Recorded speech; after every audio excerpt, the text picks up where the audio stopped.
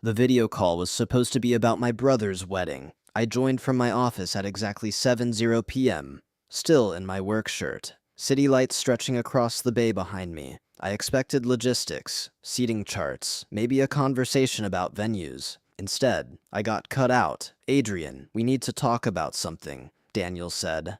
Vanessa sat beside him, one hand resting on his shoulder, like she belonged there already. Perfect hair, controlled smile. My parents were on the call too, quiet, watching. That told me everything. "We're keeping the wedding very curated," Vanessa said. Soft voice, polished. "My family's flying in from Connecticut, my father's colleagues, Daniel's investors. It's going to be a very specific crowd." I nodded once. "Okay." Daniel cleared his throat. "You just don't really fit the environment we're building." I didn't respond right away. Vanessa leaned forward slightly. "You're a teacher. That's admirable. But we're positioning ourselves a certain way, and having you there might send the wrong message." "The wrong message?" I asked. Daniel exhaled. "About our network, the kind of people we associate with." There it was. I looked at my parents. My mother gave a small, understanding nod. My father avoided my eyes. "Do you agree with this?" I asked. "It's their wedding," my mother said. "They need to make choices that support their future. We'll do something small after," my father added. "Just family, something more, your pace." I sat back in my chair. For a second, no one spoke. Then I said, "All right, no anger, no argument, just a single word." Vanessa smiled, relieved. Daniel relaxed, like the problem had solved itself. "Congratulations," I said. I ended the call before anyone could say anything else. The room went quiet. I stared out at the water for a moment, then reached for my laptop. Something in me had already gone still, cold, and final. I didn't sit there long. No pacing, no second guessing, just action. I opened my email and typed one name: Marcus Lee, managing partner at Blackridge Capital. Subject line: Helix Core Systems. My fingers didn't hesitate. Marcus, execute immediate withdrawal from Helix Core Systems. Pull the full $2.1 million.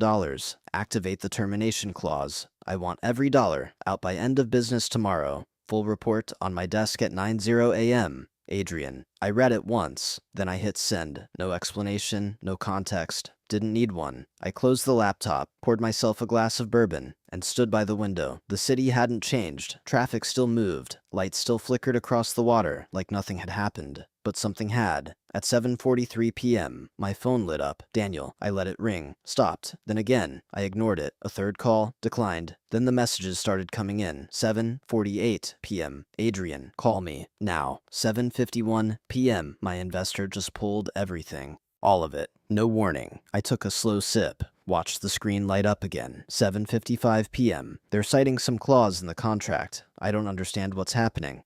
A pause, then another message. 7:58 p.m.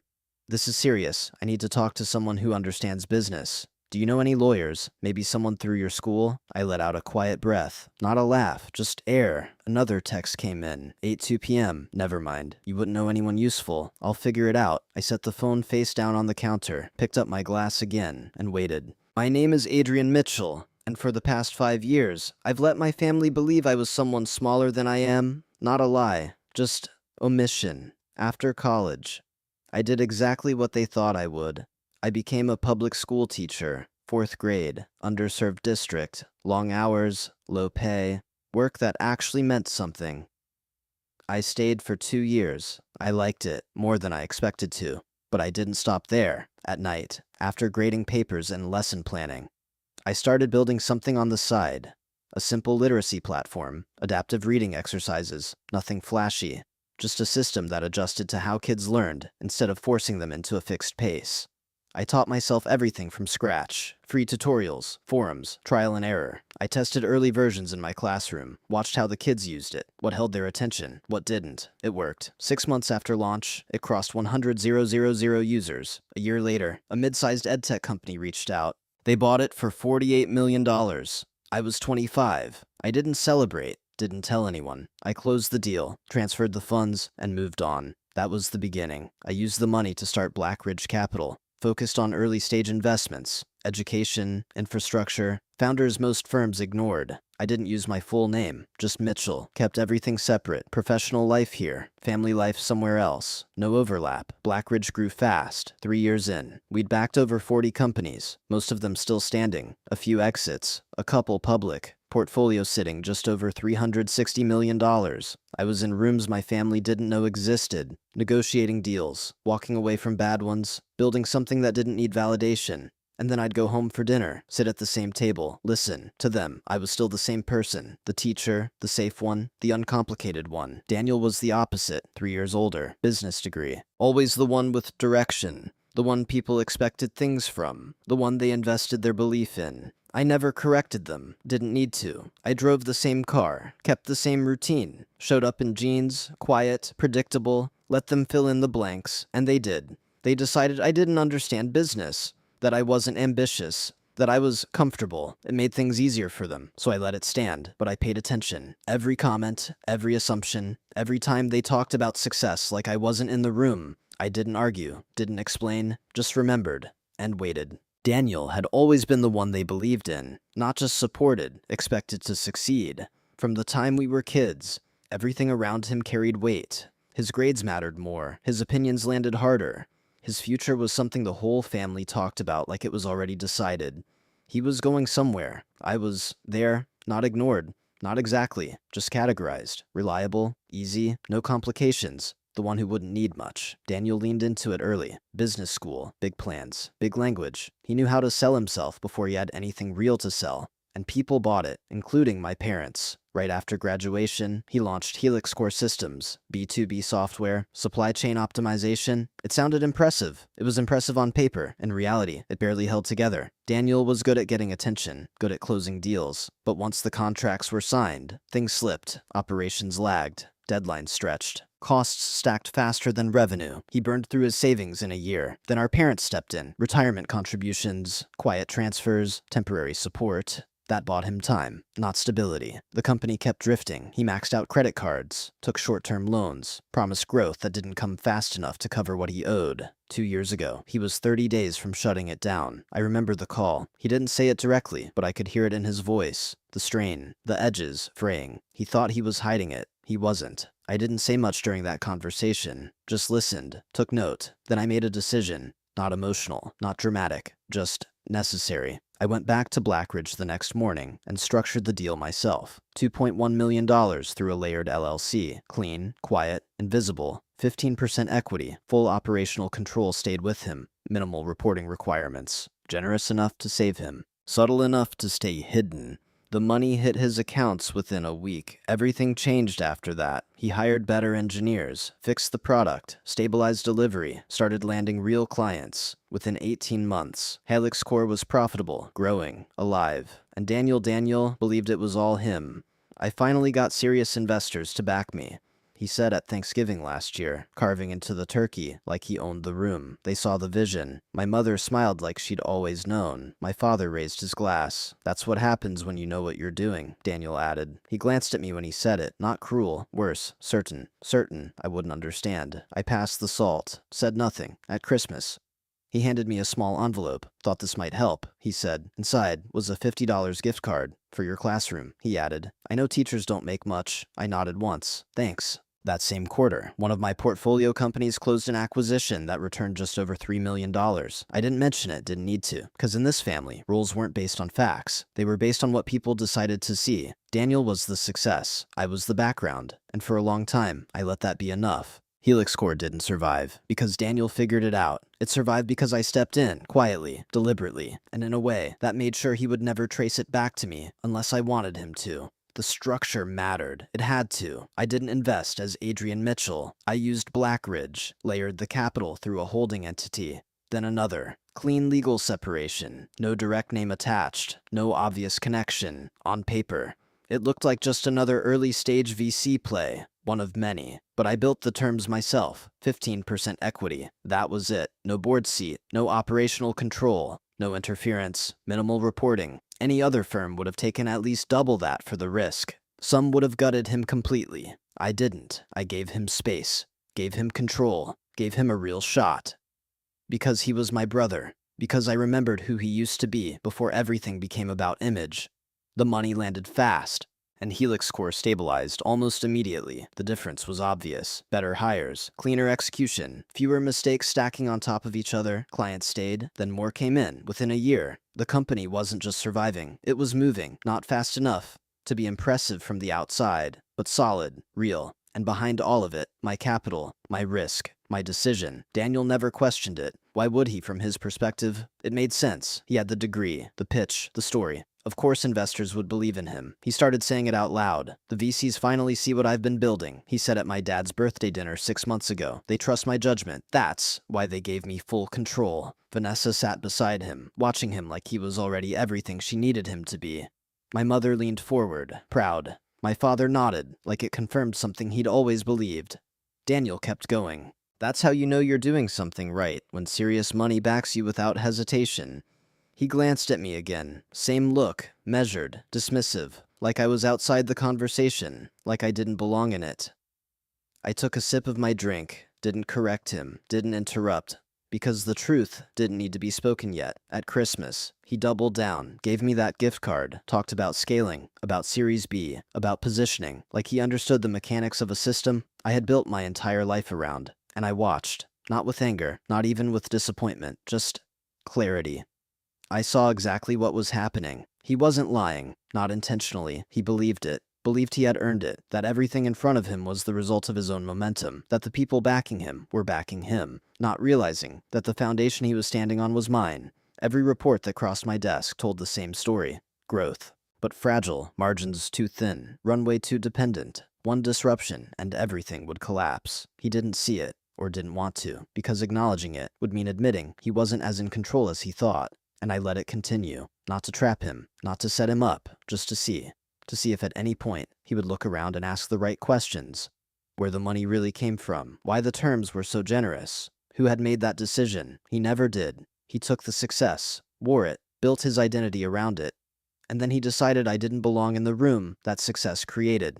That was the part he got wrong, not the business, not the numbers, me. The call wasn't just a conversation, it was a correction, not about logistics, about position. Vanessa spoke first, calm, measured, like she'd rehearsed it. This wedding isn't just personal, she said. It's a reflection of where Daniel is headed. The people in that room matter. The optics matter. Optics. I didn't respond. Daniel picked it up. Helix Core's at a critical stage, he said. We're preparing for Series B. The room needs to be aligned with that. Investors, operators, people who understand the space. I leaned back in my chair. Aligned. I repeated. It's not complicated, Vanessa added. We just need to be surrounded by people who elevate the brand. There was a pause. Then Daniel said it. You don't really fit that environment. Not aggressive, not even defensive. Just certain, like it was obvious. I looked at him through the screen. Because I'm a teacher. Vanessa smiled slightly. It's not about the title. It's about perception. It's about reality, Daniel corrected. You wouldn't even know what most of these conversations are about. Funding rounds, market positioning, strategic growth. I let that sit. You think I don't understand what Series B is?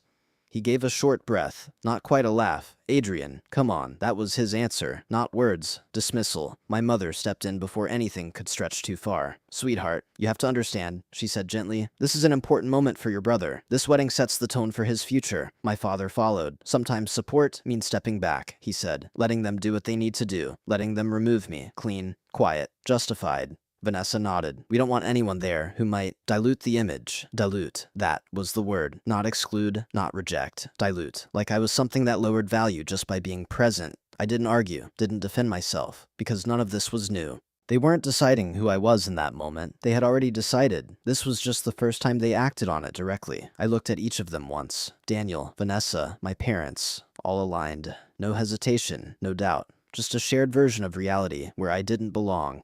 All right, I said. One word. That was all it took. They moved on quickly after that. Relief showed in small ways. Shoulders dropping. Voices softening. Like a problem had been handled efficiently. Like I had done the right thing. I ended the call before they could reframe it into something kinder. Sat there for a minute. Then I replayed the conversation in my head. Same words, different weight, because now I knew exactly what they meant. Not just that I didn't belong, but that in their minds, I never had. Marcus called at 7:55 p.m., 12 minutes after I sent the email. No small talk. Adrian, he said, I saw your message about Helix Core. You sure about this? Yes.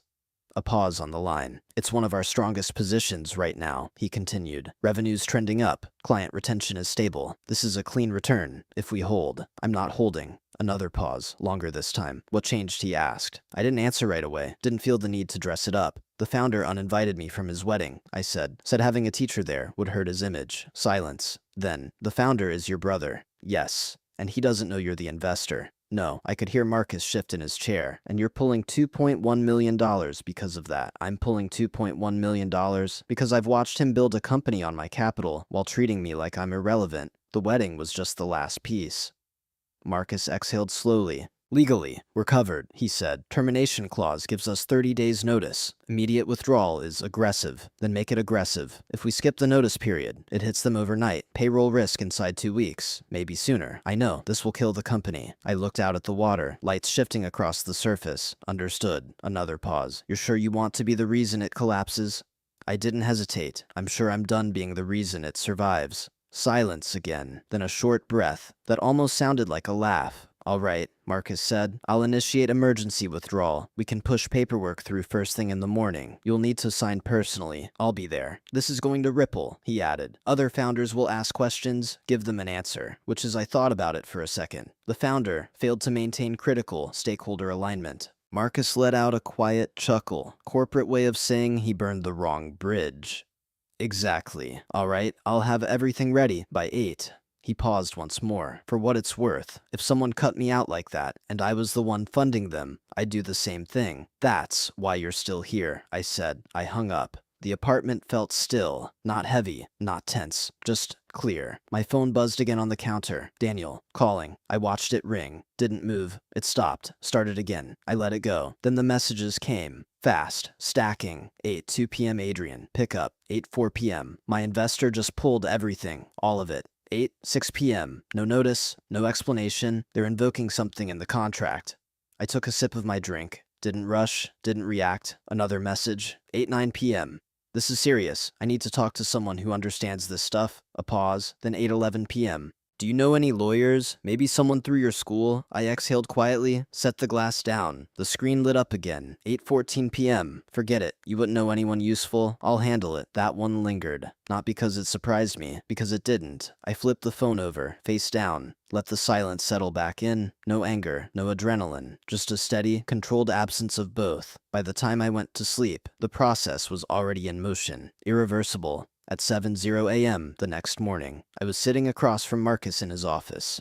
Documents laid out, clean, precise. He slid the folder toward me. Full withdrawal, he said, effective immediately. Wire clears by noon. I scanned the pages. Everything exactly as instructed. No friction, no resistance, just execution. I signed. One page, then the next, then the last. Marcus closed the folder. That's it, he said. It's done. I nodded once. Timeline. They've got maybe 2 weeks before cash flow breaks, 30 to 45 days before full collapse. 60, if he gets lucky. Will he? Marcus shook his head. No one's touching this after we pulled out, not without answers he can't give. I stood up, adjusted my jacket. Good. Marcus studied me for a moment. No second thoughts, I met his eyes. No, and that was it. No speech, no hesitation. Just a decision, carried through to the end. Daniel showed up at 2:30 p.m. The doorman called up first. Mr. Mitchell is here. Says it's urgent. I looked at the skyline for a second, then said, send him up. I didn't change. Same shirt, same watch, same version of me he was used to. The door opened hard. He walked in fast. No composure left. Hair off, shirt wrinkled, eyes wide, like he hadn't slept.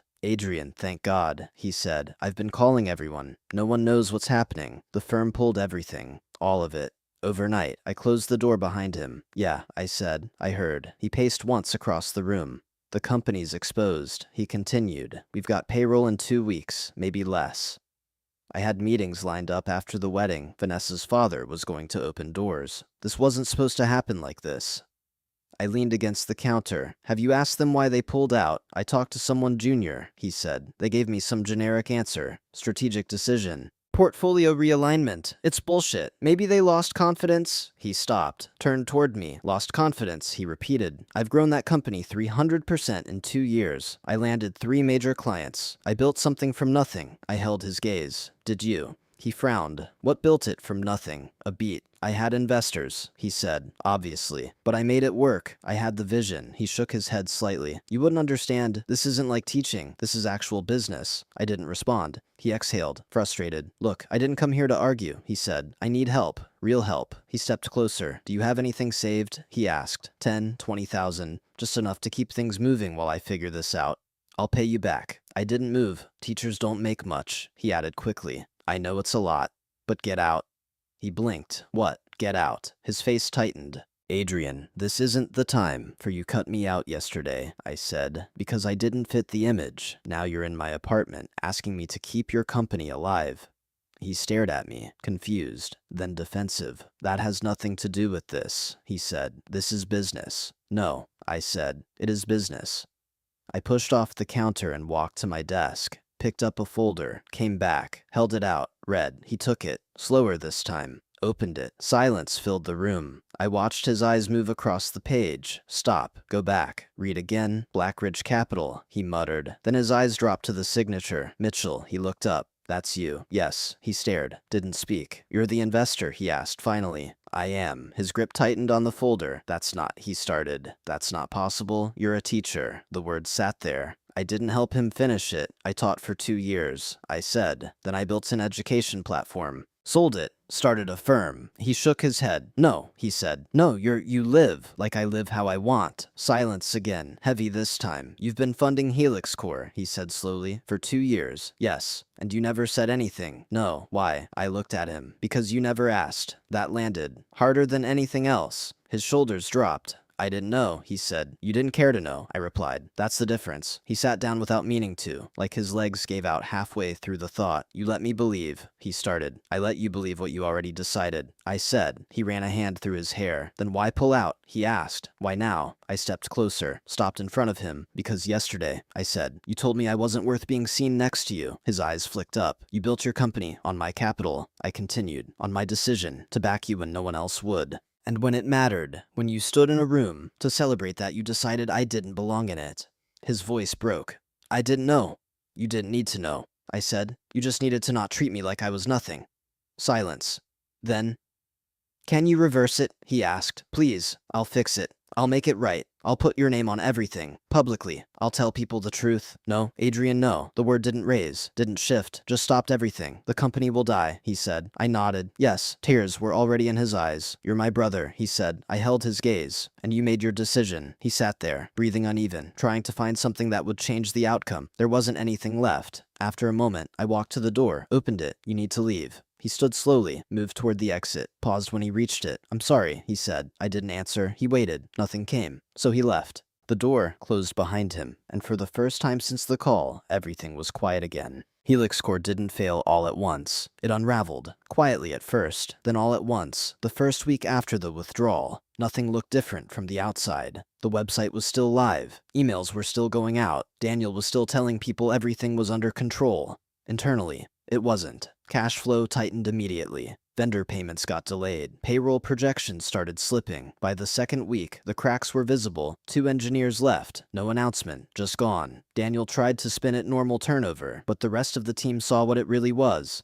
Instability. By week 3, it was obvious. They couldn't make payroll without external capital. Daniel started calling everyone. Old contacts. Warm leads. Anyone who had ever shown interest. No one moved, because in that world, signals matter more than statements. And one signal had already gone out. Blackridge Capital had pulled out. No explanation, no warning. That told every other investor everything they needed to know. Something was wrong, or worse, something hidden. Either way, it made Helix Core untouchable. Daniel tried to push through it, ran the servers on credit, promised employees things he couldn't guarantee, talked about bridge funding that never came. By day 42, it ended. Formal filing. Tuesday morning, quiet. No press, no headline, just paperwork. Another company that didn't make it. I didn't attend the wedding, didn't send a message, didn't need to. From what I heard, it still happened. Too much money already spent. Too many people already invited. But the tone shifted. Vanessa's family didn't look at Daniel the same way.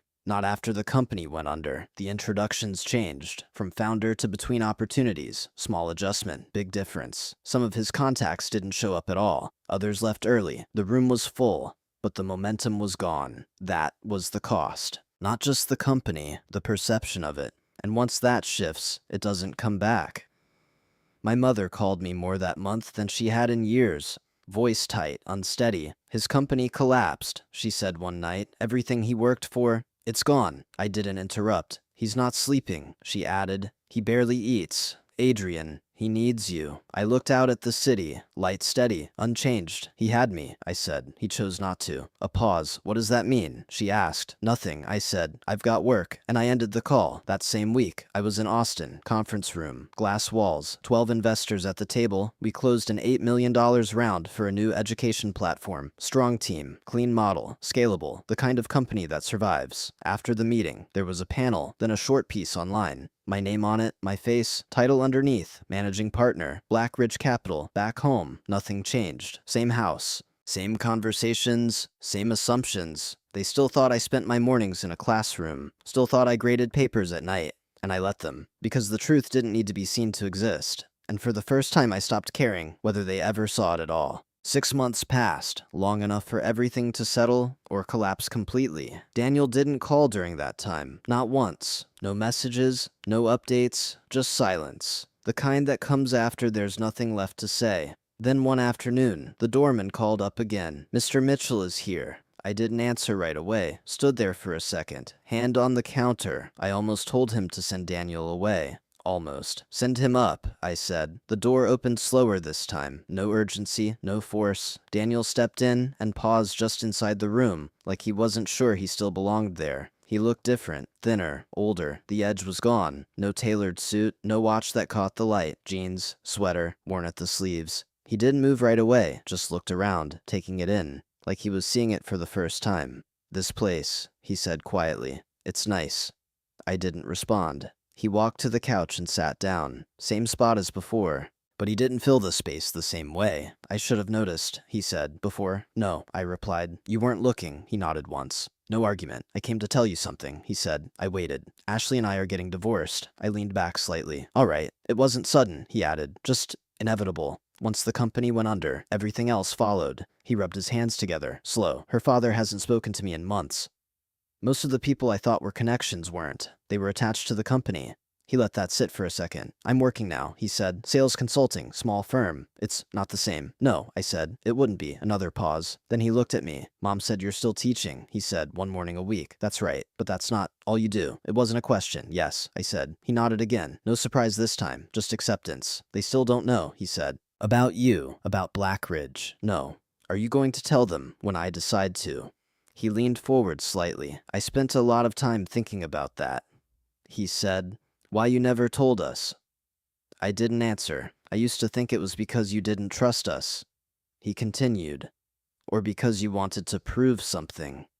He shook his head. "I was wrong." I said nothing. "You didn't tell us because you didn't need to," he said, "and because we didn't give you a reason to." That was closer. "I came here to apologize," he said. I watched him. "Not just for the wedding," he added. "For everything. The way I talked to you, the way I looked at you, the way I didn't look at you." He held my gaze. "I didn't see you," he said. "I know." He nodded. "I thought I came here to ask for forgiveness," he said. "But I don't think I've earned that." "No," I said. Another pause. "Then I want to start over." The words landed differently than everything else. No desperation. No bargaining, just stated. "What does that mean?" I asked. "It means I don't expect anything," he said. "Not money, not help, not access." He took a breath. "It means I want to actually know you, the way I should have years ago." I studied him for a moment. "You don't even know what to ask," I said. "No," he admitted, "but I can learn." Silence settled between us. Not tense, not easy, just there. Then I spoke. "I built Blackridge 5 years ago," I said. "We've made over 40 investments, most of them still active. A few exits, 2 public." He didn't interrupt, just listened. "I own this building," I continued, "and 2 others. I'm looking at a 4th. He nodded slowly. "I still teach once a week," I added. "Because I want to, not because I have to." "Why?" he asked. "Because it matters," I said. "And because it reminds me what's real." He sat back slightly, processing. "I funded your company because you're my brother," I said. "You were failing. I believed in you." His eyes dropped. "I know. And you treated me like I was irrelevant." I finished. He nodded again. "I know. Silence. Then, "Can I take you to dinner?" he asked. I looked at him. "Just us," he added. "No one else. No expectations. A beat. That's all. That's all." I considered it. Everything that had happened. Everything that hadn't. Then I nodded once. "All right." He let out a breath. Not relief. Just something lighter. "And Adrian," he said. I waited. "I'm proud of you." I didn't respond. Not because I didn't hear it. Because I didn't need to. Not anymore. We had dinner the next week. Small place. Italian. Nothing that needed to be impressive. No reservations. Under important names. No one watching. Just a table by the window, and two people who didn't know how to be brothers again yet. Daniel showed up early. I noticed that. He stood when I walked in. Not out of habit, out of intention. We sat, ordered, and for a while, neither of us said much. Then he started asking questions. Real ones. Not about surface things. Not about what sounded good. About how Blackridge worked. Why I chose the companies I did. How I decided who to trust. What made a founder worth backing.